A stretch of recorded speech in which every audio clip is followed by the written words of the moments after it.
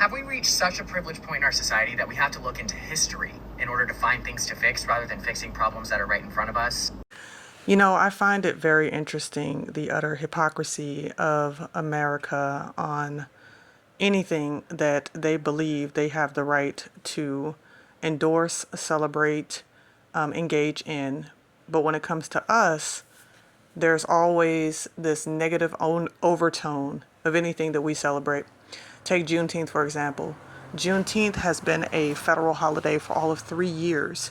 And since it has become a federal holiday, and even before it became a federal holiday, you have all kinds of Americans, namely palm-colored people, who have come against the celebrations of Juneteenth with talking about the fact that it's surrounded around Father's Day and saying, oh, black people don't know who their fathers are, or talking about the fact that there are violent acts that take place surrounding the holiday, and they really highlight those.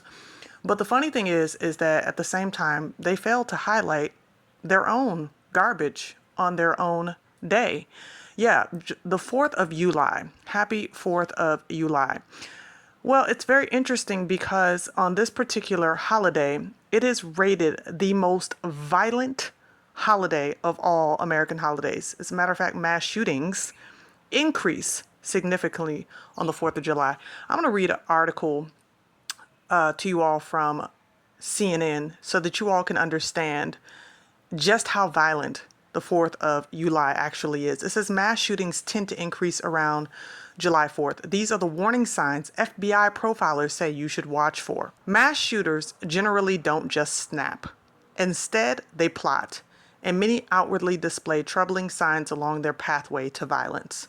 That assessment from the renowned profilers at the FBI's Behavioral Analysis Units underpins a new effort by the Bureau to inform the public of key warning signs ahead of gatherings for the 4th of July, a holiday period the researchers say tends to feature an increase in mass shootings. Interesting. The FBI says that if people report seeing threat indicators that would-be shooters typically exhibit, they may very well prevent a massacre. Y'all hear that?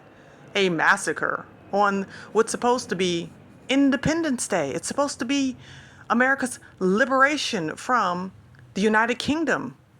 But I digress. Let me continue. What are the warning signs? You have someone who may be more fixated on violence, may be obsessively focusing on violent fantasies or ways to resolve their different challenges, said Carrie Gibson, who leads one of the FBI's behavioral analysis units and holds a doctorate in psychology. They may actually record or write a manifesto or an actual video or delete note to really want to take credit for this plan they are preparing to do. Noticeable shifts in behavior are also key. You have somebody who at one time in their life was functioning in a way where they were handling the stress, and now we're seeing marked changes to that, she said. We're seeing that they have changes in their school performance or work performance. We're seeing that they're not participating in hobbies or areas of activities. For certain people, the pathway to violence a lot of times will begin with a grievance, Gibson said. It can be a slight, it can be an injustice, it could be a wrong that has happened to them, it could be real or perceived. No single factor guarantees someone might commit a pew pew, but when several concerning characters begin to manifest, it could be time to seek help either from law enforcement, a principal, or a supervisor, she said. So what is their best hope? Friends, family, teachers, classmates, workmates, and others similarly situated are our best hope. Catherine Schwetz, mass shooting expert and former FBI executive, wrote in her book, Stop the Killing. These people are often best placed to pick up a phone and report concerns, but to make the correct move, they may have to push themselves past any notion that they're not the ones who need to do it, Schwett warned. Our worst week for shootings. Law enforcement statistics and independent researchers have continually pointed to summer months as a time of increased gun violence in the U.S., an especially violent period each year for both mass shootings and individual incidents, July 1st through the 7th. That is always our worst week for shootings, said Mark Bryant, executive director of the Gun Violence Archive, a nonprofit that tracks gun deaths and injuries across America. Both CNN and the Gun Violence Archive define a mass shooting as an incident in which 4 or more people are shot, not including the shooter. July 4th itself accounted for more than U.S. mass shootings than any other single calendar day over roughly a decade. A 2023 CNN analysis of the Gun Violence Archive's mass shooting data since 2014 found the day with the second most number of shootings was the day after, on July 5th. Over the past 3 years, 77 mass shootings happened collectively during the first week of July, Brian said. Now, I'm going to stop right there. But I want y'all to understand that the 4th of July has been a federal holiday since 1870. We are in 2024. So this holiday has been in effect for 154 years. Juneteenth has been in effect for 3 years on a federal level. 154 compared to 3 years. And in the last decade, the 4th of July is known as the most violent holiday on the American holiday record books. Just take a look at what happened in 2023.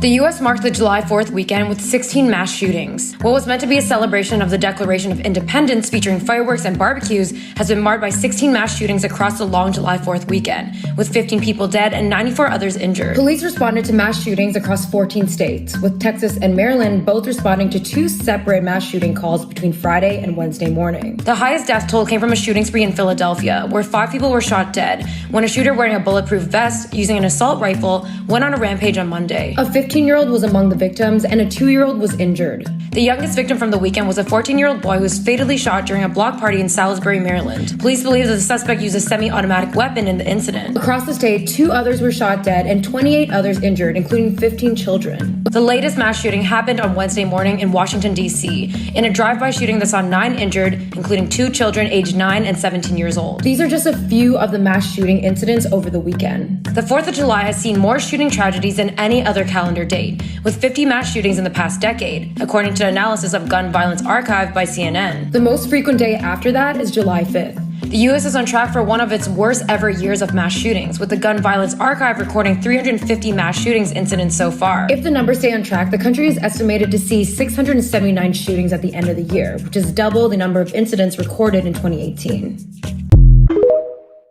As you can see, in 1 year, just last year, 16 mass shootings took place. 16 on American soil for what's supposed to be the most important American holiday that there is. So when you hear white folk talking about, oh, Juneteenth and black people and violence and talking about Chicago, they're doing what they do best. They're deflecting. They are doing what they do best. They are projecting.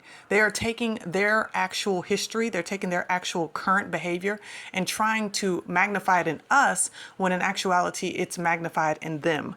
So I think we need to highlight this. We need to put it in center focus on this day in particular, because I am so tired of seeing white folk try to come against black people for any and everything that we do. Any infraction that is made among us as a community is a reflection on all of us as a community, but any infraction made on them is they're judged on an individual basis. And this nonsense has to stop. They need to be judged as a collective, especially when it's concerning their most precious federal holiday. So I wanted to share that, and especially in light of these people who are trying to always come off as though that they're innocent and though they're civil and moral beings. No, they're not. At the end of the day, they're showing you exactly who they are, and they're showing it to you on their most prominent day.